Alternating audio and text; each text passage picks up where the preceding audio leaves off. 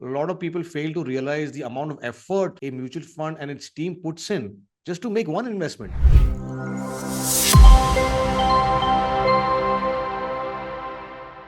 Hello everyone and welcome to our channel, The Mutual Fund Guys, where we speak only about mutual funds. I'm Samir Gilani, and on the other side is my partner Mahesh Bhagwat. Both Mahesh and I are partners at AMS Investments. It's a mutual fund distributor based out of Mumbai, where we manage portfolios in mutual funds for about 100 plus clients.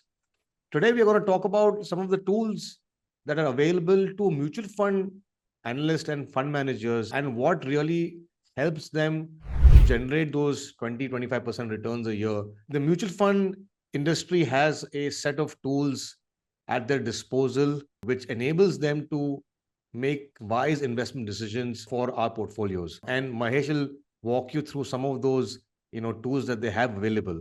Mahesh, over to you. Yeah, Samir, thanks. You also are aware, Samir, as to how much money mutual funds put behind their own in-house research team. It's probably one of the biggest expenses of the mutual fund, right? So every mutual fund that we know of and we interact with have at least one analyst for two sectors. Not more than two sectors is covered by one analyst. So every sector is covered by the mutual fund. And so there is a team of analysts doing that job. Their entire job is to just do that. Right? There's nothing else that they do other than focus on sectoral research, right? Right. And then they have a set of fund managers under the chief investment officer or the CIO. So every scheme that they have is probably one fund manager probably runs 2 to 3 schemes, not more than that, right? So there's a team of fund managers. Under them, there's a team of research analysts and probably some assistant research analysts. And this is the kind of structure from assistant research to fund managers that they have, where their entire focus is on researching companies, understanding sectors, understanding businesses, and therefore being able to select the right kind of stocks for their portfolios, right, that they create. I just want to add one more thing, Mahesh.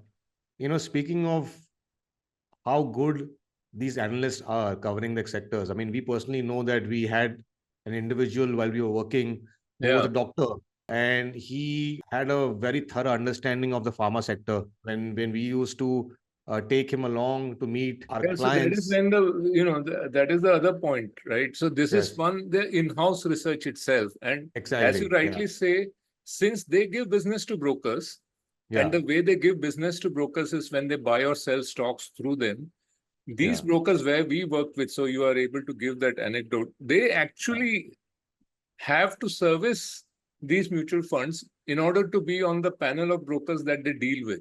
So one of the ways they do that is the brokers then spend a huge sum of money on their own research teams.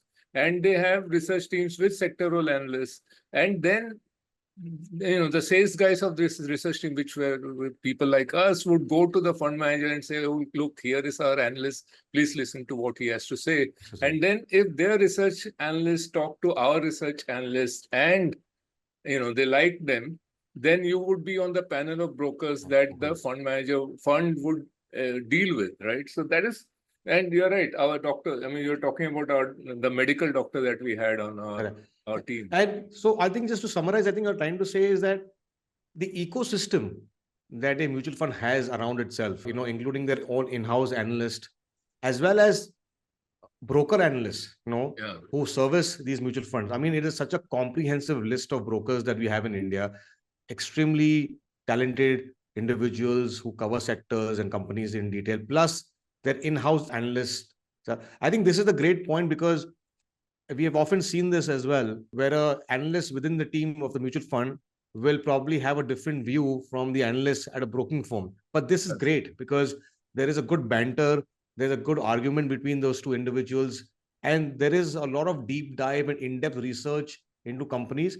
This is something that a lot of people fail to realize, the amount of effort that a mutual fund and its team puts in just to make one investment. One investment has to go through various checks and balances. There is a investment committee in place for many of these mutual funds, and they have to look at each investment and why the investment was made and on what basis was it made. So I think it's so thorough, and there are so many people involved, right? It's just not one individual. It's like a whole bunch of a team inside the company, inside the AMC, as well as outside. It's incredible the amount of effort they put into it. Yeah. In fact, you know this, that for example, there is JP Morgan, right? Or Merrill Lynch or Morgan Stanley. All of them have broking companies in India, and they pay top dollar to the research analysts that they hire. And these research analysts then go and feed their research to all these mutual funds in India. So just imagine the kind of information coming to the research analysts. Information is not in private research, private information, but actually publicly available, but researched information in that they get. And so you know this, that they actually rank brokers based on whose research is good. And so if you're in the top 3-4, then you get more business than the others. And this ranking is the key, right? So every broker desperately tries to do the best he can so that the mutual fund puts him in the top 4-5 brokers that they want to deal with, and that means far more money than the others, right? So it's a proper ecosystem where meritocracy actually works, unlike what people think. It is actually a properly designed system where information flows to the research analyst at the mutual fund. The mutual fund then rewards the broker for that kind of work that they have done. And this works well for a lot of people, I think. And since that's the only work that they have to do, I mean, the research analyst does nothing else, right? He has to only focus on this, do the research, provide good research to the funds. Speaking of foreign companies such as Merrill Lynch, Morgan Stanley, Goldman Sachs, who are present in India, what they also bring, Mahesh, is a wealth of experience of international markets as to what's happening with the commodity markets around the world, what's happening with US markets, what's happening with the Federal Reserve. This is incredible knowledge that they share with their Indian counterparts and the Indian clients, which gives the mutual fund company a complete holistic view of markets, just not in India, but generally around the world. And we fail to realize how important this information is to make decisions for, especially when you're taking somebody else's money, there's a huge fiduciary duty towards the unit holders of the mutual fund. And these are the steps that the AMC has taken to ensure that every single research that they conduct or every single stock that they buy or sell, it's thoroughly done, it's thoroughly researched, it's thoroughly analyzed, and then only they go and pull the trigger or buy or sell or whatever it is. Talking about the same thing, right? So even the mutual fund itself, so it's not just the brokers who have access to international research, but mutual funds themselves have a foreign partner, a lot of them, right? Like Nippon Mutual Fund, I'm just naming a few arbitrarily. Prudential has a foreign partner. So several of these AMCs have foreign partners. So the fund managers in India themselves have a lot of the fund managers everywhere in, say, the Asia Pacific region or the European and the Indian fund managers do have a regular connect with each other where they have to discuss about what is happening around the world, right? So and that gives the fund managers in the mutual fund access to their own in-house work happening in the rest of the world. So it's not just the brokers who provide this information, it is also their in-house capability that a lot of these mutual funds bring to the table. As an individual, when we compare what a mutual fund investments can look like and what a individual's investment can look like, there is no comparison, right? I mean, there is no way an individual will spend that kind of time and effort. Even if you have the financial knowledge, you cannot really compensate for a team of 30-40 people. Many of these analysts are actually coming from the industry itself. I mean, there are a lot of telecom analysts who have worked at Vodafone, Idea, and they have worked at the industry level, right? There are a lot of retail analysts who have worked at Trent and Big Bazaar and stuff like that. So, it is impossible to bring that depth of knowledge into your own investment. And this is the reason why people fail to realize that the mutual fund industry is actually, a powerhouse of sense. The amount of brains and the amount of information that they come together with, the amount of analysis they do, and this is a full-time job for them. It's not something that they do once in a while. They go morning 9, they are at it, through the day, 300 days a year, it's phenomenal. And I feel this is one of the hidden benefits that we were speaking about. We tend to think that we could replicate the returns of a mutual fund. Maybe we could in a short time frame, maybe 1, 2, 3 years, but over long periods of time, it is impossible to match the tools that they have. Almost impossible. The team, the access to the companies. I mean, Mahesh, you were mentioning something about these mutual funds can actually go through the transcripts so of mutual funds we discussed and we talked to a lot of fund managers directly. And you also know about this, that they have something called institutional memory, right? And that's a big thing in the sense that a lot of these mutual funds are more than 20 years, 25 years in the Indian markets.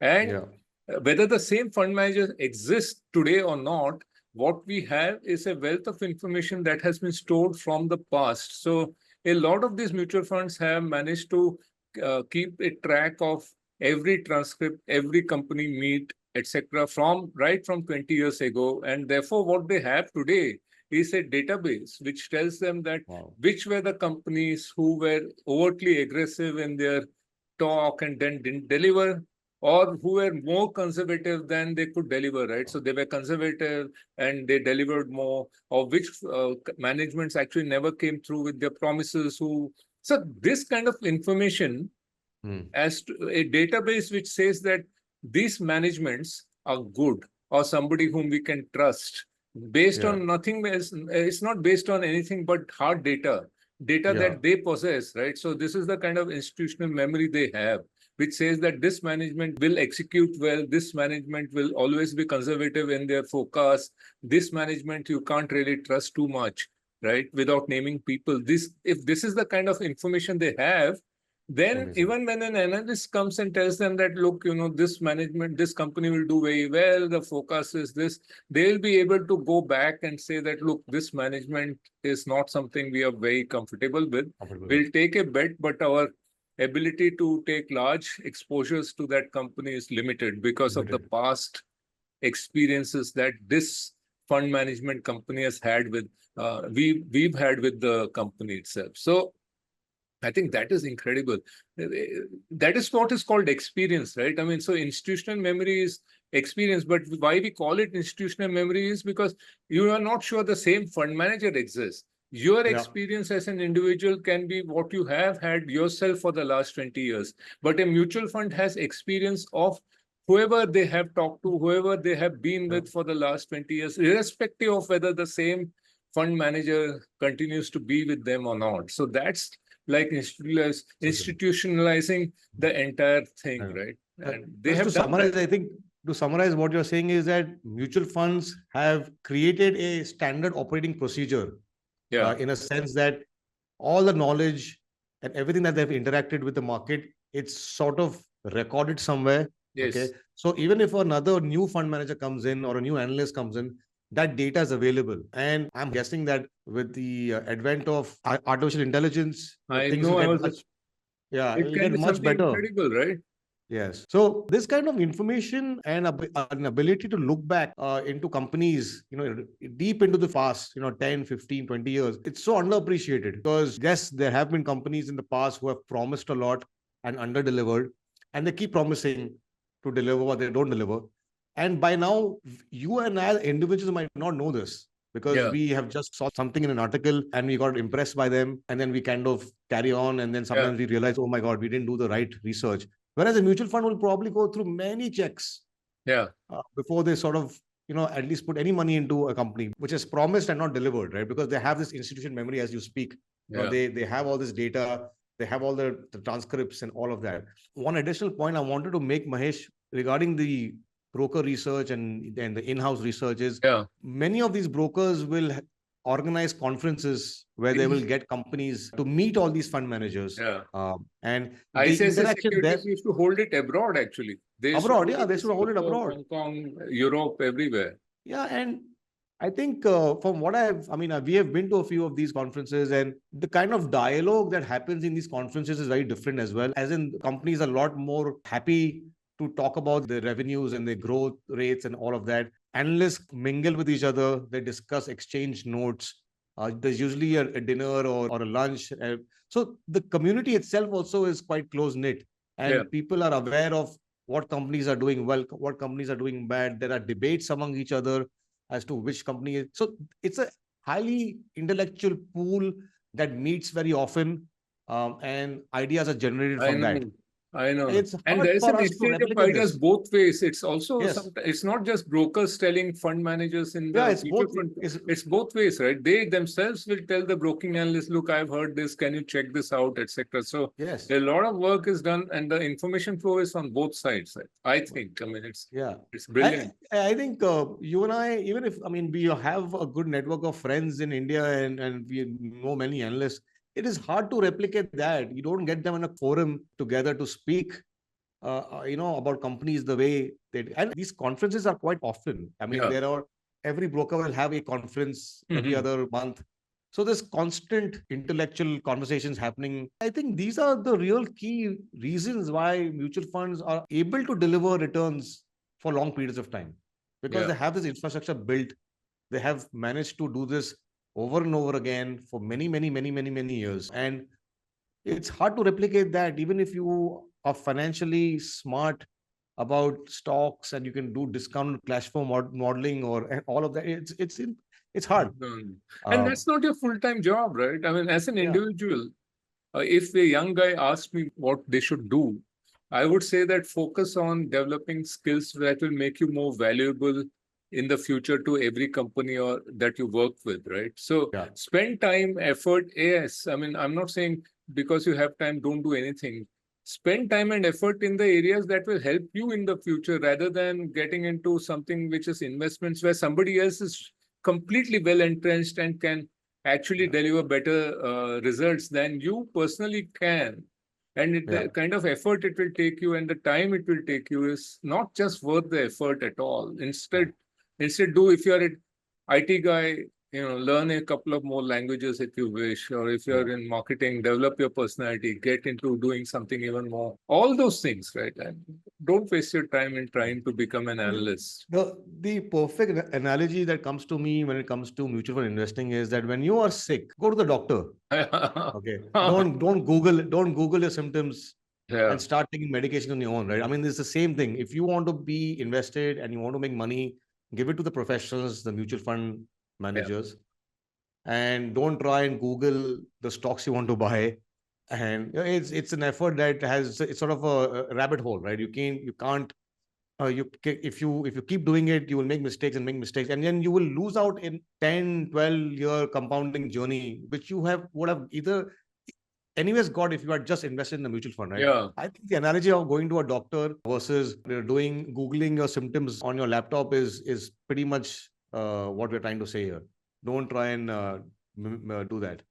I think we should do a few videos later about what are the problems of in terms of the behavioral problems of investing or trading or whatever else, right? So that would be a good idea to do, but that probably we can do at some other time. But this is clearly, I think, very, very clear to me and to you, I guess, that investing through mutual funds for any person would be the right way to go. Absolutely. And there are reasons why mutual funds deliver the kind of returns that they have run in the past.